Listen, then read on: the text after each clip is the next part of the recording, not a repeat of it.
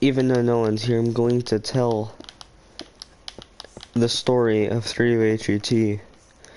I'm going to refer to him as Jaden Weber, which is his actual name. I know no one's going to care about this, because no one's going to watch this. But if people are really curious about this, which I doubt anyone is, but 3UHET, Jaden Weber as a child was a very lonely one. His grandparents owned a saloon a long time ago, somewhere out west in the outskirts of Kansas. He didn't really have water, so he mostly drank vodka. This was before anyone cared about kids drinking alcohol. But then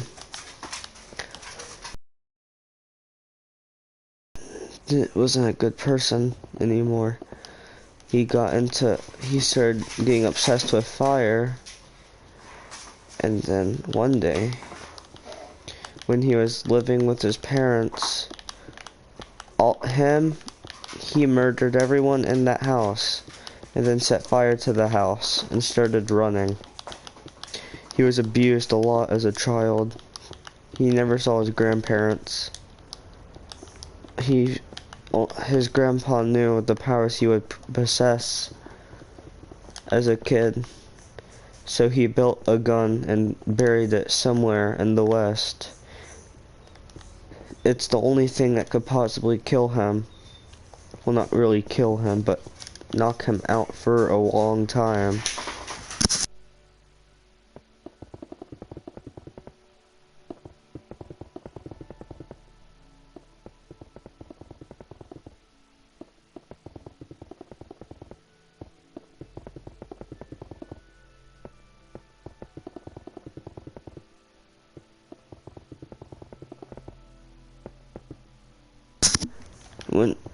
When he grew up, he saw imaginary things no one else could. He could see a night. He could see an even darker night. But he wrote them off as schizophrenia. As he aged, he became more resilient to things. He found the saloon back in 1927 when the stock market crashed. He was minding his business, trying to smoke a cigarette in an alleyway, and when he was walking out, he got shot in a drive-by. The people who shot him never found his body when they went to go see what happened to the person they shot by accident, because they were drunk, but they never found the body. In fact, no one knows where the body went. All everyone knew was that the body was gone, and that a grave just magically appeared. Then he came out of that grave. 5 years later, he met a girl with purple hair at a school. I ain't naming her because that would give it away who it was. But then they had some kids together, which gave birth to Eddie Jaden Weber. 7, 5, and 6 UHET. He hated 2 of his sons, and only one of his sons he barely showed love for. But he sometimes showed love. He sent 7 out of the house because he didn't look anything like him. And then he abandoned his son. And eventually, when he realized what he did, he didn't care. He didn't care about anything. He moved away from his family, not wanting to do anything to deal with them. And he started finding out about something called a rift. With these rifts, he could grab things from different times that no one even knew about. That's how he found. And then, when he was trying to make a nuclear weapon, he saw it after all those years. What he read off as a schizophrenia, a night, telling him what he's about to do will impact everything that comes in the future. And depending on what he chooses now, what will his destiny be foretold. But he didn't care at all about what he said. I suck at telling stories. So he did it anyways. Thus, him being able to open the final rift that he needed. But since the knight was there at the same time as the bomb that went off, something happened. One to do came back, and he was not happy, so he turned into a bounty hunter. He was finally freed from his cage in hell, so now he could do as Satan pleased. And then that is how it went for a long time. The cycle repeated. Two would hunt down people, and eventually he would find one of 3UHET's son, Eddie Jaden Weber, or 5. Around this time, a group started beginning to know about 3's powers, about him being able to open rifts. So a group called the Toxic Team figured this out, and they were sent on. They were sent to go hunt him down, track him, and kill him, or put him in an area where no one else could reach him. So then he escaped to a different timeline, knowing very well what would happen. But when one went after him, it sparked something. The Toxic Team went through the rift, never to be found again, but they were somewhere else, and they met someone. They met someone with very dangerous powers, very little resentment for his actions, someone who could destroy anything and everything that he wanted in his path. Golden fell 9. That's it. But around this time, 3UHET has had enough of his life. He didn't care about anything he has done, all the pain that he has caused, all the people he's murdered, everyone he has killed. It's all been leading up to this one point, to finally regain control of the world.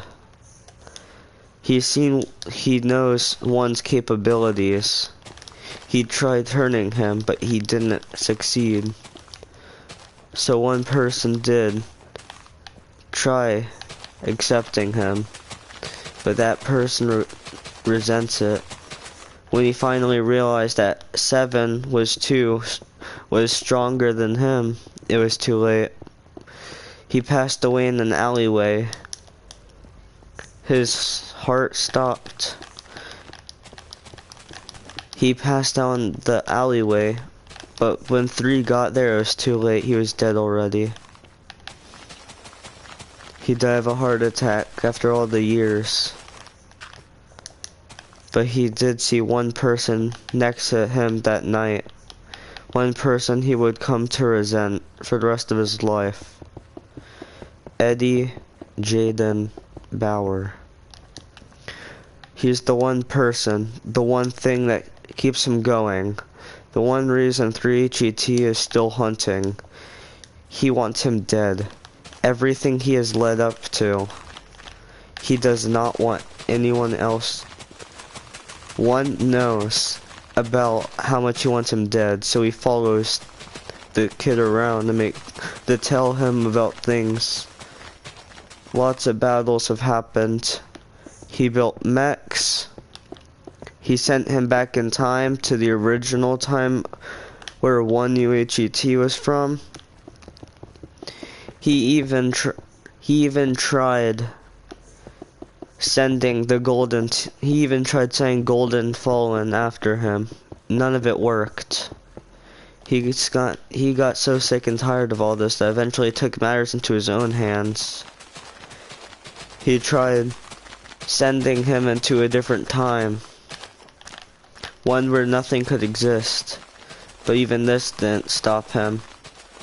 Different universes were colliding, and he knew this. That's how he found the pieces to his mech.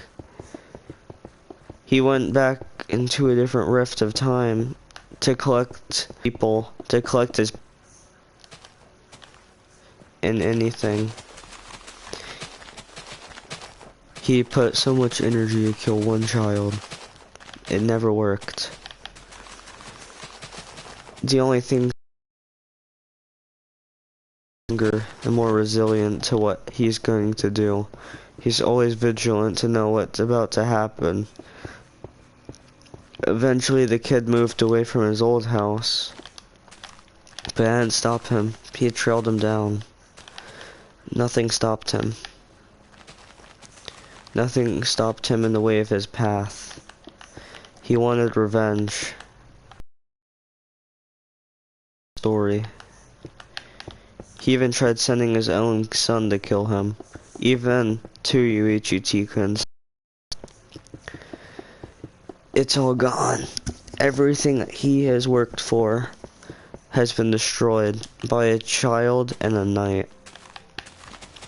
No matter what he could accomplish, no matter how high of smart he was, no matter how many times he got sent back to the past, no matter how many things that he did, nothing was enough. He didn't give up. He wanted him dead.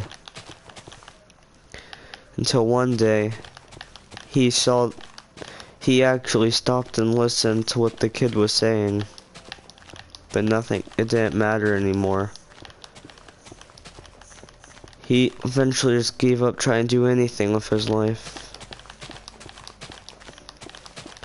So he doused his whole life with vodka, still trying to stop the child,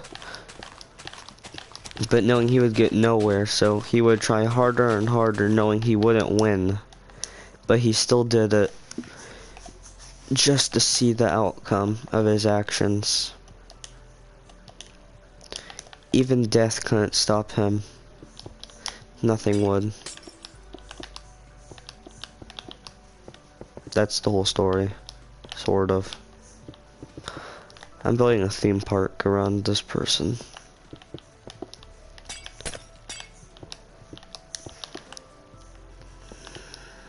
This whole story that I made was in my head. I very rarely told anyone this. But in my head, I was that kid. I made these characters. I made up what they were.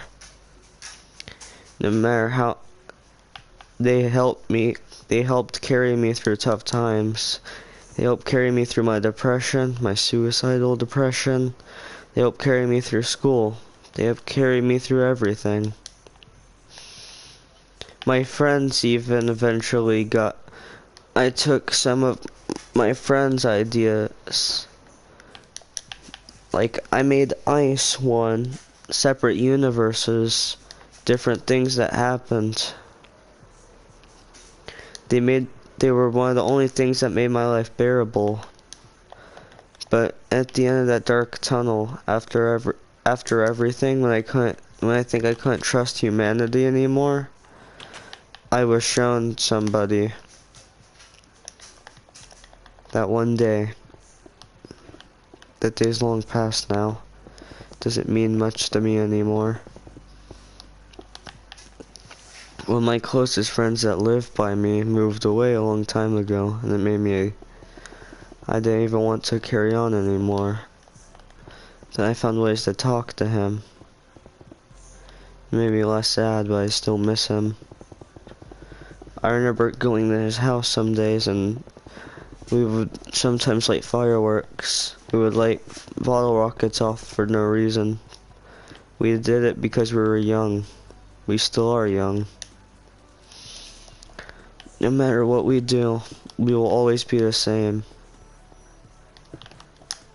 I've learned that from a special person. No matter how old we look, we all are the same child from a long time ago. Nothing can change that.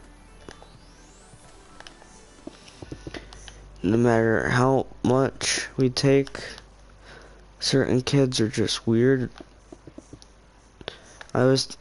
Most kids have that weird kid at school. I was that weird kid. I wanted to fit in. No one accepted me. Everyone there thought I was just weird, autistic, retarded. The words never really got to me because I heard it so much that it didn't mean anything to me anymore.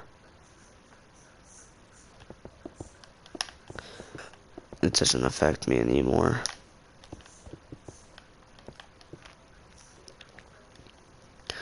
Not anymore, at least.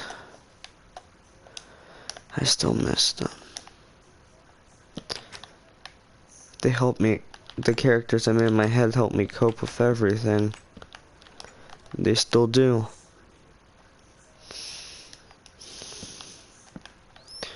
The stories that they gave me, the stories I've seen in my head, they were peaceful. They made me keep moving. Certain people did. I remember certain people made my life bearable. But also, some people passed away.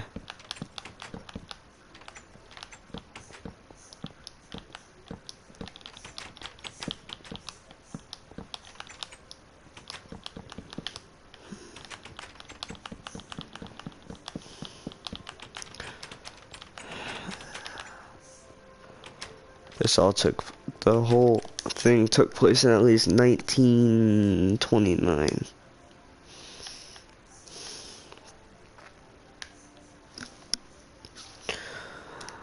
Alright, that's the end of part 1, I guess. We'll do part 2 tomorrow.